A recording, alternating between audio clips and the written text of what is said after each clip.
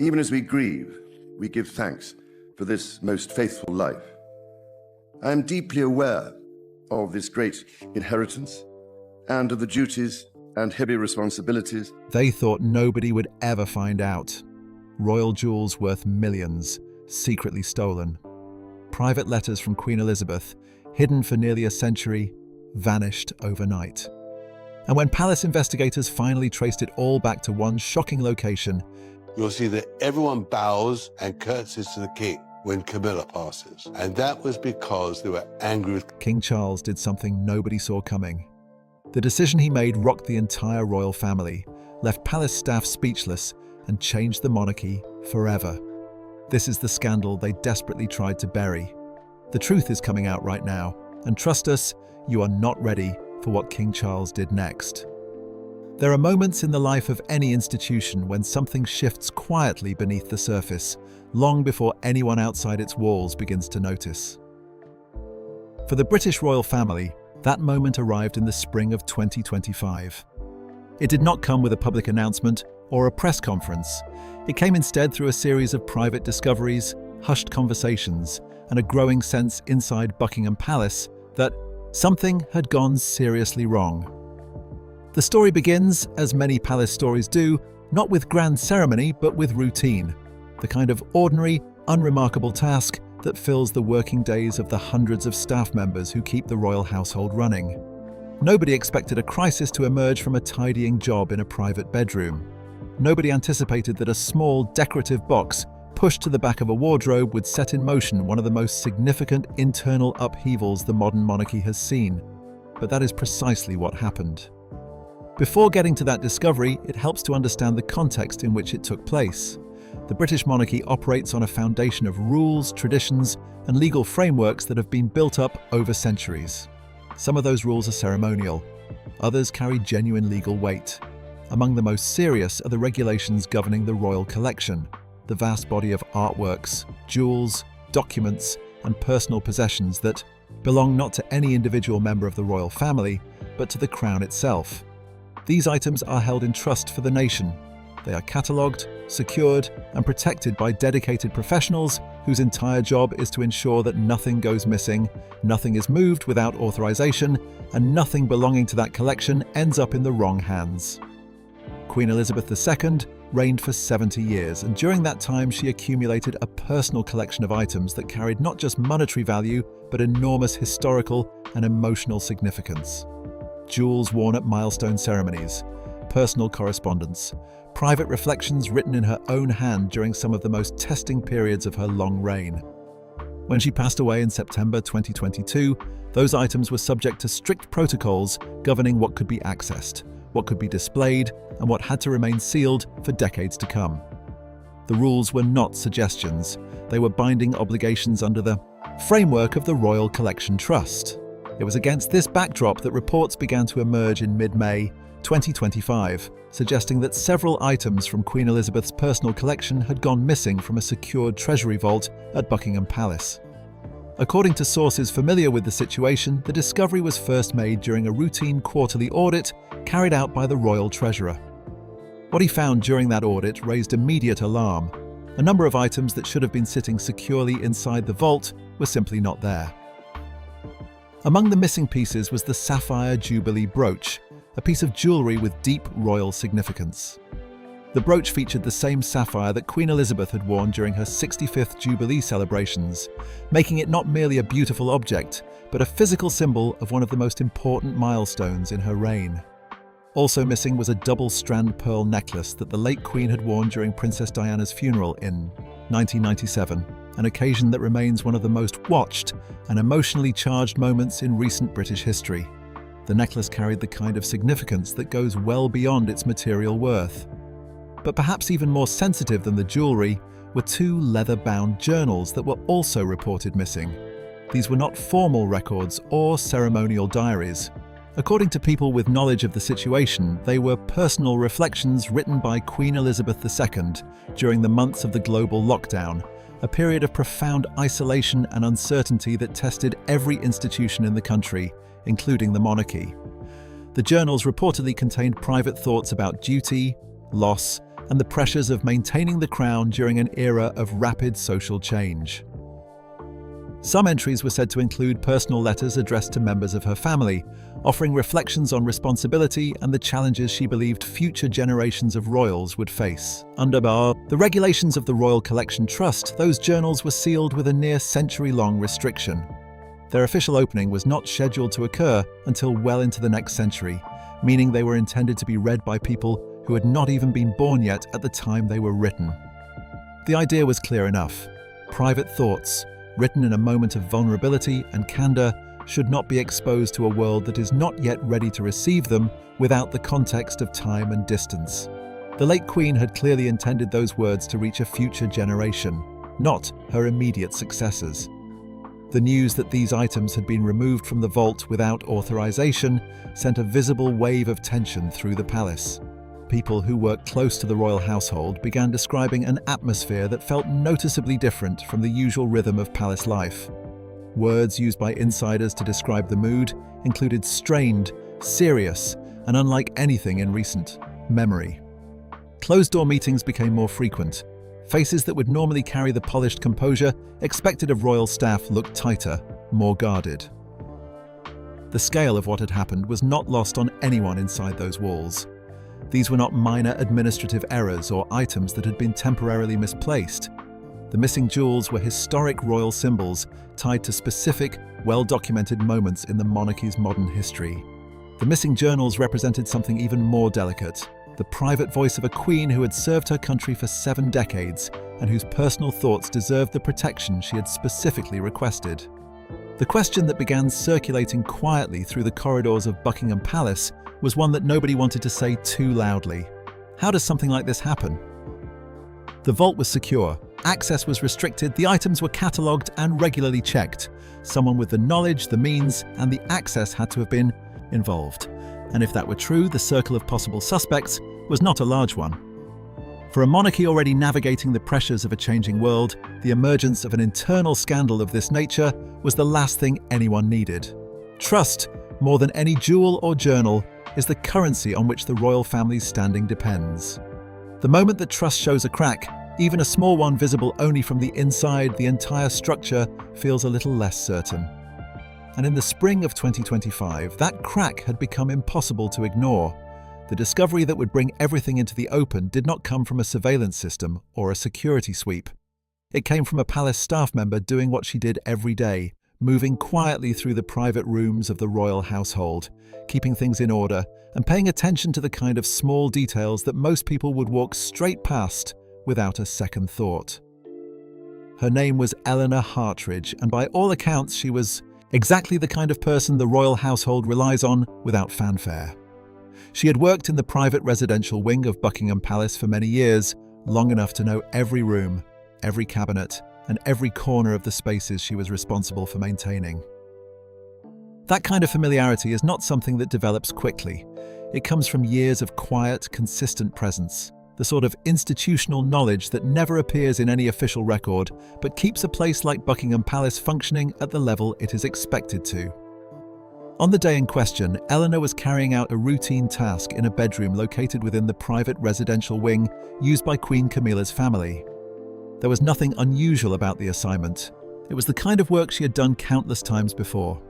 But at some point during that task, something caught her attention. Beneath a wardrobe pushed toward the back in a way that suggested it had been deliberately placed rather than casually. Forgotten was a small, rabbit-shaped jewelry box. It was not an alarming sight on its own. Objects of that kind are not unusual in a household of that size. What made Eleanor stop was something harder to define, a sense that the placement was slightly off, that the object did not belong exactly where it was sitting. She picked it up. The weight surprised her. For something that looked like a decorative trinket, it felt noticeably heavier than it should have. As she turned it over in her hands, the light from the bedroom window moved across the surface and revealed something she had not seen at first glance. There was a faint seam running along the base of the box, barely visible, but unmistakably there once you knew where to look. Eleanor pressed carefully along the lining. The base shifted and lifted open, revealing a hidden compartment built into the bottom of the box. Inside, wrapped with care, was a piece of jewelry that she recognized almost immediately. It was the sapphire, Jubilee brooch, a piece that any person with even a passing knowledge of royal history would have known on sight. The sapphire at its centre was the same stone Queen Elizabeth II had worn during her 65th Jubilee celebrations, and its presence in a hidden compartment inside a bedroom in the private residential wing raised questions that could not be ignored. Eleanor reportedly kept her composure. She did not remove the brooch or attempt to investigate further on her own. Instead, she reported the discovery through the proper palace channels, which is exactly what protocol in a situation like that requires. Within an hour of Eleanor's report, a royal jeweller had been brought in to examine the piece under controlled conditions. The assessment was thorough and did not take long to reach a conclusion. The brooch was authentic. It was not a replica, not a copy, and not a piece that had been confused with something similar. It was the exact item that had been listed as missing from the royals, collection during the Treasurer's audit conducted days earlier. That confirmation transformed what might have been treated as a curious find into something considerably more serious. The brooch had not simply been misplaced, it had been hidden, and it had been hidden in a room inside the private residential wing used by Queen Camilla's family at Buckingham Palace. King Charles was informed without delay. According to sources familiar with what followed, he did not immediately convene a large meeting or consult a wide circle of advisors. Instead, he requested that Queen Camilla come directly to his private study. The meeting that followed was described as composed but deeply serious. The brooch was placed on the desk between them. Camilla's reaction upon seeing it was noted by those present as significant, though the specifics of that initial exchange remained private.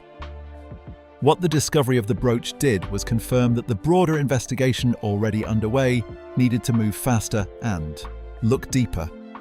That investigation had been set in motion several days earlier, immediately after the Royal Treasurer's quarterly audit had flagged the missing items. King Charles had authorised a quiet internal inquiry, led by Sir Clement Meister, a trusted figure with an intelligence background who was given the authority to work with full secrecy. The priority was to understand how the vault had been accessed and by whom. The first significant breakthrough came when security logs from the night of April 27th were reviewed in detail. Those logs showed that a palace guard named Robert Halton had entered the Treasury area at 3:49 in the morning, nearly 2 hours before his scheduled shift was due to begin. An early arrival on its own might not have meant much, but the timing, combined with the fact that the vault area was accessed during those same hours, made it impossible to overlook.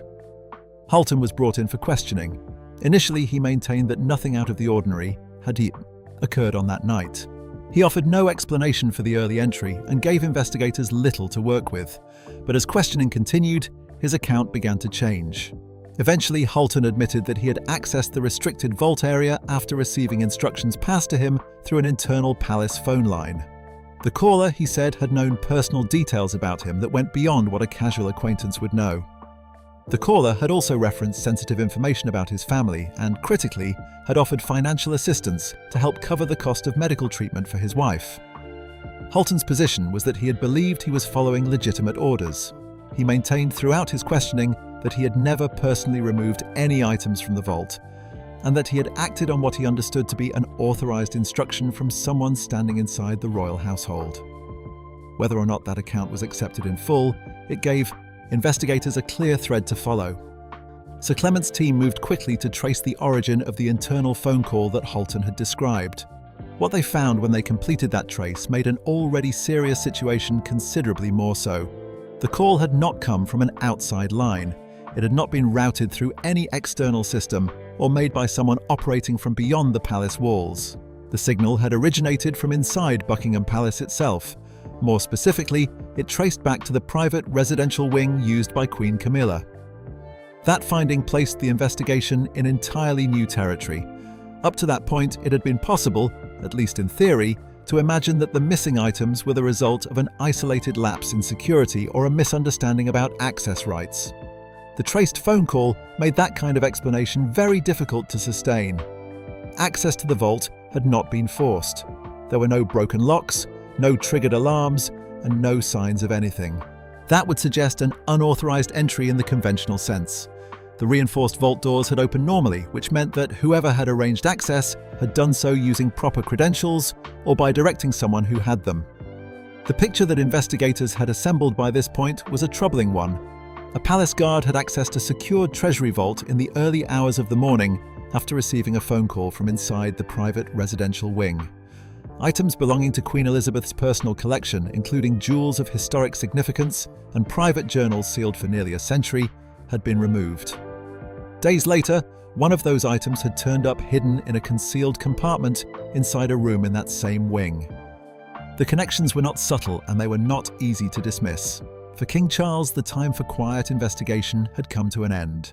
What followed next would take place not in a secure office with a small team of investigators, but in a room where the most senior members of the royal family would sit together and face what the evidence had uncovered. There are moments in any institution when the weight of what has been uncovered can no longer be managed quietly in the background. When the evidence has been gathered, the questions have been asked, and the only thing left to do is sit in a room together and face what is known. For the British royal family, that moment arrived in the afternoon hours of May 14, 2025, when the heavy oak doors of the palace war room were pulled closed and the most senior members of the royal household took their seats around the table. Present in that room were King Charles, Prince William, Princess Anne, Prince Edward, and Queen Camilla. The gathering was not a routine family meeting, and nobody in attendance would have treated it as such. The atmosphere, according to sources familiar with what took place, was tense from the moment it began. Every person present understood why they were there. The investigation had run its course. The evidence had been compiled and reviewed. What remained was the conversation that the evidence demanded. King Charles opened the meeting by laying out what had been found. He went through the missing items methodically: the sapphire Jubilee brooch, the double-strand pearl necklace worn at Princess Diana's funeral, and the 2 leather-bound journals written by Queen Elizabeth II during the lockdown years. He explained the findings of the security log review, including the early morning vault access by palace guard Robert Hulton and the circumstances under which Hulton had come to enter the restricted area. He then described the trace that Sir Clement Meister's team had completed on the internal phone call, the one that had led Hulton to the vault in the first place. The trace had pointed back to the private residential wing used by Queen Camilla's family. Throughout this, Camilla listened. Those present noted that she remained composed and did not interrupt as the evidence was presented. When the floor was given to her, she spoke in a measured and steady voice. Her response addressed 2 separate matters, and she treated them as distinct from one another, each with its own explanation and its own justification. On the matter of the sapphire Jubilee brooch, Camilla rejected the characterization of what had happened as theft. Her position was that the brooch had been verbally promised to her during a private conversation with Queen Elizabeth years earlier. She described the exchange as a personal assurance, a moment between the two of them in which the late Queen had indicated that the piece was intended for her. Camilla's argument rested on the idea that she had been acting on the basis of a promise made in good faith, not taking something that did not belong to her. The matter of the journals was handled differently. Camilla acknowledged that she had arranged for them to be removed from the vault. She did not deny it, and did not attempt to suggest that it had been a misunderstanding or an accident. Her explanation, however, framed the act not as self-interest but as a form of protection. According to her account, she had reason to believe that the journals contained reflections by Queen Elizabeth that expressed doubts and concerns about the future direction of the monarchy. Concerns, she argued, that could be deeply damaging if they were eventually read without the context of the era in which they were written. Her reasoning was that by removing the journals early, she had been acting in the interest of the Crown itself, shielding King Charles and the institution from potential controversy that might surface decades into the future. She described the act not as one driven by ambition or personal gain, but as an effort rooted in loyalty to her husband's reign. The reaction inside the room to that explanation was immediate and visibly tense. Prince William, seated at the table, reportedly tightened his jaw as he listened. Princess Anne's expression shifted into a hardened silence. The explanation Camilla had offered was not met with understanding or acceptance. What became clear to everyone present was that this was not a matter that could be resolved by appeals to personal intention or claimed good faith. The actions described had been deliberate, they had been carried out in secret, and they had bypassed every established protocol that the royal household depends on to maintain order and accountability. King Charles rose from his chair. Those in the room later described the moment as one carrying an unmistakable sense of finality. He appeared, in the words of one source, to carry the weight of many years across his face as he prepared to speak. What he said was measured and clear. He reminded everyone present of the legal framework that governed Queen Elizabeth's personal belongings. Under those rules, nothing connected to the late Queen's private collection was to be opened, moved, or examined for nearly a century following her death. That applied to jewellery, to correspondence, and most certainly to private journals containing her personal reflections.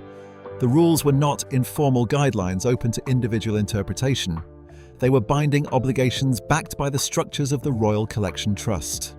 He then addressed the two justifications Camilla had offered, and he addressed them directly. On the matter of verbal promises, he acknowledged that personal conversations carry emotional weight, but stated plainly that private assurances, however sincerely made, cannot override established law. No verbal exchange, regardless of the relationship in which it took place, grants any individual the right to remove an item from the royal collection without following the proper procedures.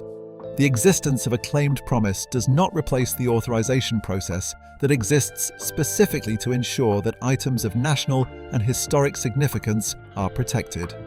The matter of the journals, his position was equally firm. The century-long sealing of those documents existed for precisely the reason Camilla had described, to allow time and distance to separate the moment of writing from the moment of reading. That principle was not Camilla's to override. The late Queen had made her wishes clear through the mechanisms available to her. Those mechanisms had produced a legal obligation. The fact that someone believed the contents might be sensitive or inconvenient did not give that person the authority to remove those documents from their secured location and make a private judgment about what the monarchy could or could not withstand.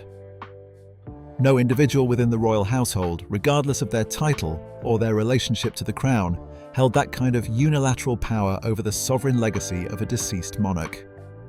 He noted quietly that midnight phone calls directing palace guards to access restricted vaults in the early hours of the morning could not be described as legitimate procedure under any reasonable interpretation of the word.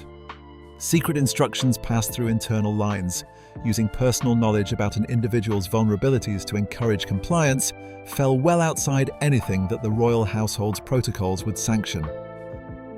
The silence that settled over the room when Charles finished speaking had a different quality from the silence that had come before it. This was not the pause of people waiting for more information. It was the stillness of people who understood that a threshold had been crossed and that what came next could not be undone. Then, without raising his voice, King Charles delivered his decision. Effective immediately, Queen Camilla would be removed from her ceremonial duties and stripped of her military titles. Her public engagements would be suspended indefinitely. She would no longer hold any authority connected to royal events or the official representation of the crown. He went further. Still, Camilla would hold no future claim over any royal property connected to Queen Elizabeth's personal collection. Members of her extended family would gain no rights to those items either. He closed with a statement that those present said settled over the room with considerable weight. The monarchy, he said, survives through service and trust. When that trust is broken from within the palace walls themselves, the strength of the crown is placed at risk. Nobody in the room interrupted him. Nobody argued. The decision had been delivered with both personal pain and the full authority of a reigning monarch who had concluded that the interests of the institution had to come before the interests of his marriage. That combination, the human cost sitting alongside the constitutional firmness, gave the moment a gravity that could not be reduced to a simple administrative ruling. The meeting drew to a close without ceremony. What had been decided in that room would not be reversed by further conversation or appeals to context. Charles had made clear that the events of the preceding weeks could not be reclassified as misunderstandings or reframed as acts of loyalty. They had been deliberate, they had been carried out in secret, and they had violated the framework that the monarchy depends on to function with credibility. His response had reflected that assessment with complete clarity. For those who were present, the significance of what had just occurred inside those closed doors was not difficult to grasp. A reigning queen consort had been effectively removed from public royal life, not as the result of a public scandal or external pressure, but through a judgment delivered in private by the king himself. In that sense, The decision was in keeping with the way the palace has long preferred to handle its most serious internal matters, quietly, behind closed doors, and with a kind of deliberate calm that makes the outcome no less consequential for the absence of public drama. Outside the palace gates, London moved through its afternoon without any knowledge of what had just been decided. Inside, history had shifted in a room that most people will never see, and the consequences of that shift were already beginning to move toward the surface. When the war room meeting ended and the oak doors opened again, the immediate crisis had been resolved in the sense that a decision had been made and delivered. But the consequences of everything that had unfolded between May 4th and May 14th, 2025, were only beginning to take shape. Decisions made behind palace walls do not stay there indefinitely. They move outward, slowly at first, and then with increasing force, touching everything connected to the institution and the people within it. The morning of Monday, May the 15th, arrived under a heavy grey sky above London. Outside the gates of Buckingham Palace, the usual gathering of tourists moved along the pavement with their cameras and guidebooks, entirely unaware that, inside those walls, the royal household was already operating under a new reality. The change had begun in the early hours. Queen Camilla departed Buckingham Palace and was moved to Ray Mill House, her private residence in Wiltshire. The transition was handled with the kind of careful discretion that the palace applies to matters it has no intention of turning into a public spectacle. A small security detail accompanied her, as standard procedure requires. There was no announcement at the gates, no visible farewell, and no ceremony of any kind within the palace offices. The administrative changes followed quickly and without fanfare. Camilla's name was removed from the Royal Circular, the official record that lists members of the royal family and their scheduled public engagements. Upcoming appearances that had been planned for the coming months were withdrawn from internal calendars. Within 72 hours, charities and organisations connected to her patronages received formal letters, informing them that their royal associations would be placed under review. In a number of cases, those partnerships were suspended with immediate effect. The language used in the letters was careful and diplomatic, as it tends to be in palace communications, but the meaning behind the words was not difficult to read. The evening before those administrative changes took full effect, at exactly 9 o'clock, King Charles had addressed the nation in a pre-recorded broadcast delivered from his private study. Sitting behind his mahogany desk with the royal crest displayed on the wall behind him, he spoke in a voice that balanced exhaustion with the kind of firm resolve that the occasion required. The statement was brief by the standards of a royal address. He confirmed that the items belonging to Queen Elizabeth II that had been reported missing had been successfully recovered and returned to the royal collection. He acknowledged that a member of his household had faced consequences under Martin, the royal code. He did not speak Camilla's name during the broadcast. He did not need to. The message was understood by everyone who heard it. Within minutes of the broadcast ending, news networks interrupted their regular programming. Commentators debated the decision with considerable intensity, some describing it as a necessary act of accountability, others framing it as a deeply personal tragedy playing out under the scrutiny of the world's attention. Social media filled rapidly with reactions ranging from shock to strong opinion. Many people noted that Camilla had only relatively recently come to be accepted in her role as Queen Consort after years of public scrutiny, and that the speed with which that role had now been effectively removed from public life was startling. A chapter of royal history had closed in the space of a few hours, and the public was still trying to absorb what that meant. Inside Buckingham Palace, the atmosphere had already changed in ways that staff members were navigating carefully. Conversations in the corridors became quieter. People moved with a heightened awareness that they were present during a moment the institution would not easily forget. Prince William remained close to his father during those difficult days, offering steady support as the royal family absorbed the weight of what had occurred. His presence alongside the king carried a meaning beyond personal comfort. It communicated continuity and stability at a moment when the institution was being tested from within. Princess Anne maintained her composure in her public appearances during this period, reinforcing the image of a family that was not going to allow an internal crisis to visibly destabilize its outward functions. Meanwhile, at Ray Mill House in Wiltshire, Camilla had withdrawn from public life entirely. The private estate, which had previously served as a peaceful retreat from the demands of royal duty, now carried a very different meaning. There were no announcements about how long the arrangement would last and no schedule offered for any possible return to official duties.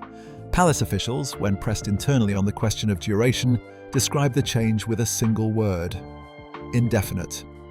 For King Charles, the days that followed brought no sense of relief or resolution in any personal sense.